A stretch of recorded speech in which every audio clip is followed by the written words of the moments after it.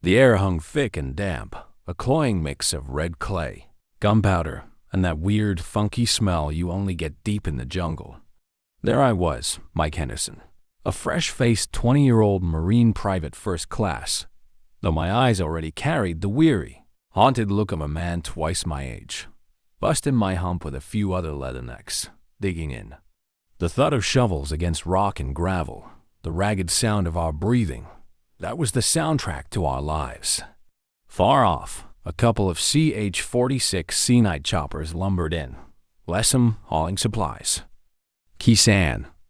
Even now, 60 years on, the name grinds in my gut like broken glass. January '68. That's when they dropped us into that godforsaken frying pan. Quang Tri Province, spit-in distance from the DMZ. Command called it a critical linchpin, a thorn in their side we had to pluck. For us grunts on the ground, it was just a hole carved out of hell itself. We'd only been there a couple of weeks, but it felt like a damn eternity. Sergeant Davis, a seasoned hand in his early 30s, strolled by and clapped me on the shoulder. "Dig it deeper, Henderson," he grunted. "Don't skimp on the elbow grease.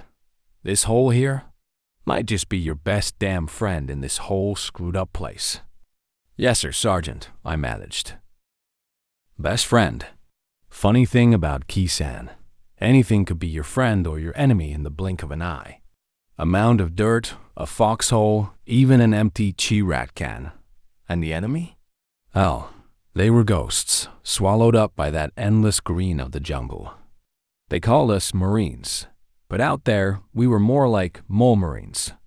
Digging, hiding, waiting. Waiting for what? Hell if we knew. The light from a couple of hurricane lamps threw jumpy shadows across the dirt walls. Maps were spread out on a makeshift table.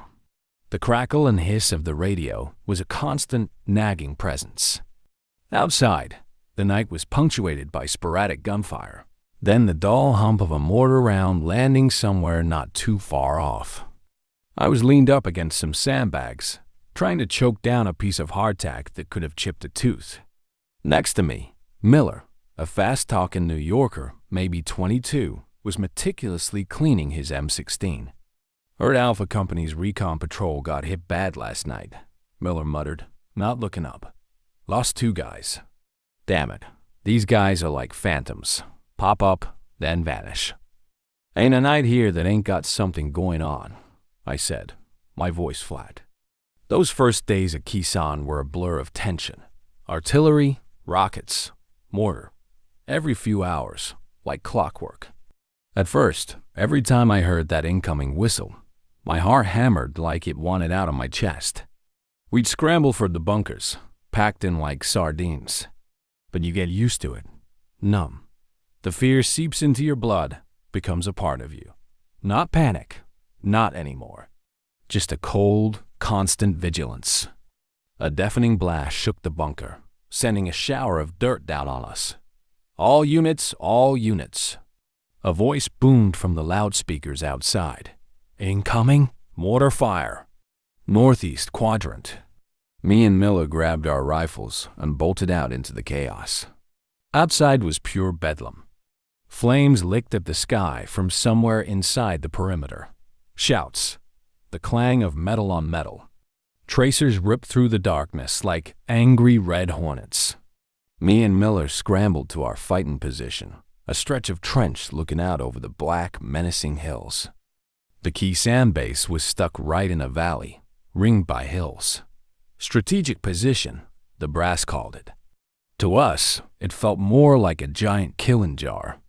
And Charlie, or more accurately, the North Vietnamese Army regulars, they were tightening the lid on that jar every single day.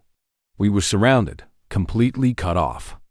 Every damn thing, from bullets to smokes, had to be flown in.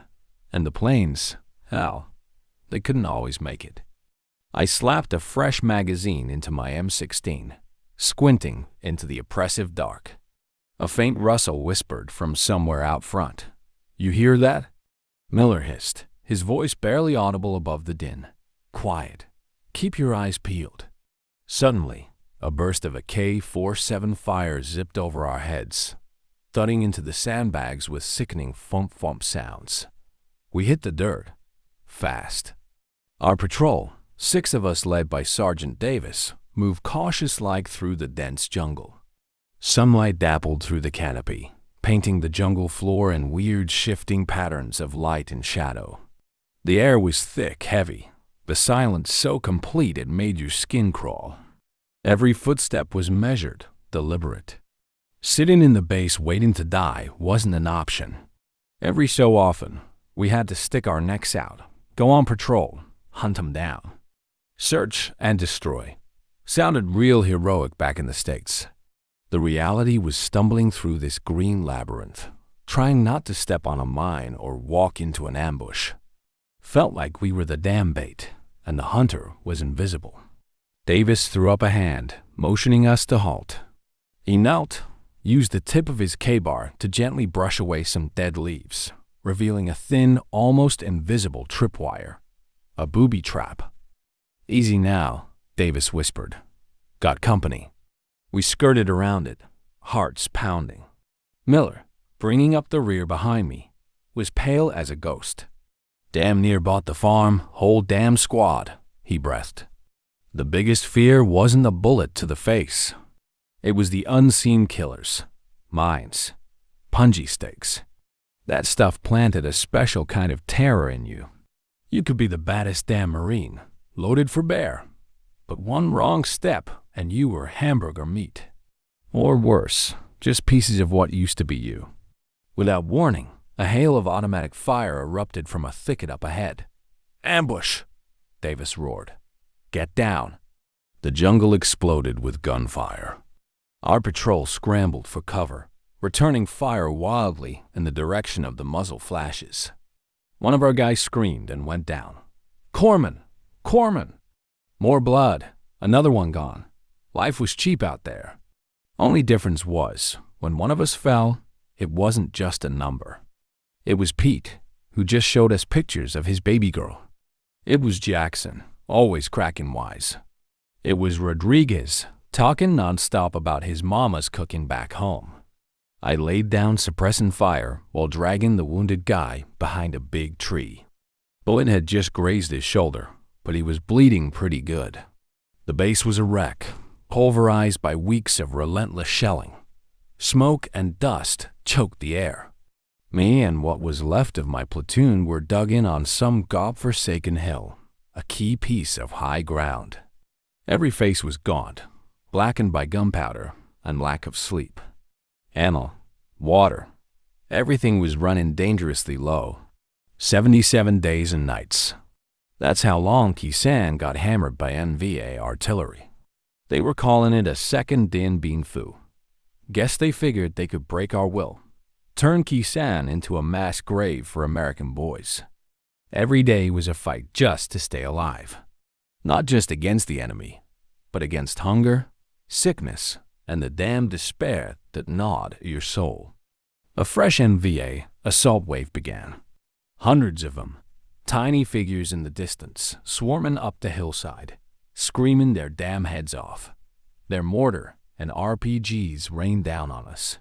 Lieutenant Peterson, our platoon leader, his face smeared with blood, yelled, "Hold the line. Don't let him through. Fire." We opened up with everything we had. The roar of M16s and M60s was deafening. Grenades exploded constantly. I just kept slapping in new magazines, my rifle burning hot in my hands. I saw guys go down right next to me. The coppery stench of blood was everywhere. There were times, man, I swear, I didn't think I was gonna make it. Bullets whipping past my head like angry bees. Dirt and rocks flying with every explosion. My ears were ringing so bad I couldn't hear myself think. All I could do was clutch that rifle and keep shooting. No thoughts, just instinct, the will to live. And yeah, the instinct to kill. An RPG round exploded way too close, sending me flying. I hit the ground hard, my head spinning, a long, high-pitched whine screaming in my ears. Shrapnel tore into my leg. I came to on a stretcher, being carried into a makeshift aid tent. My leg was bandaged, crude but effective. Outside, the roar of jet engines drowned out the sound of gunfire. Then, one day, it was like the sky just opened up. B-52s, those iron behemoths, appeared out of nowhere.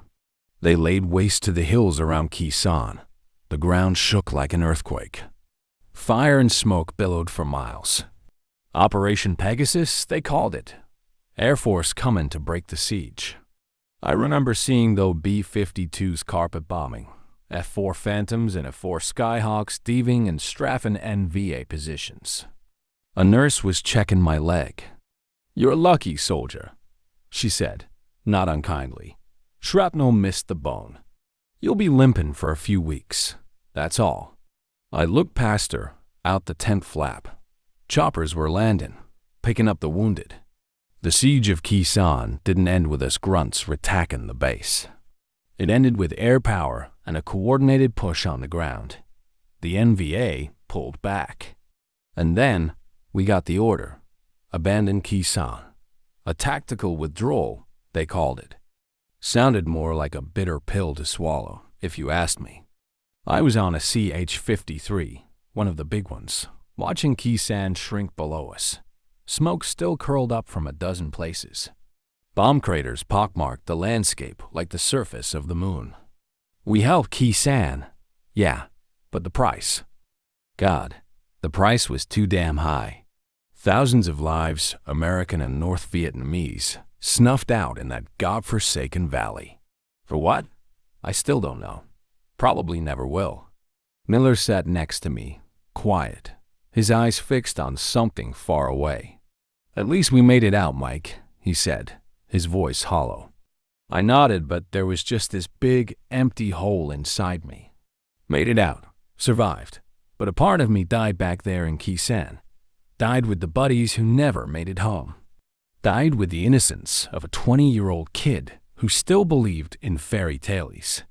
Khe Sanh taught me one thing for damn sure. War is hell. And in hell, there ain't no heroes. Just survivors, carrying scars that never truly heal. The chopper flew on, leaving Khe Sanh and its ghosts behind, swallowed by the morning mist.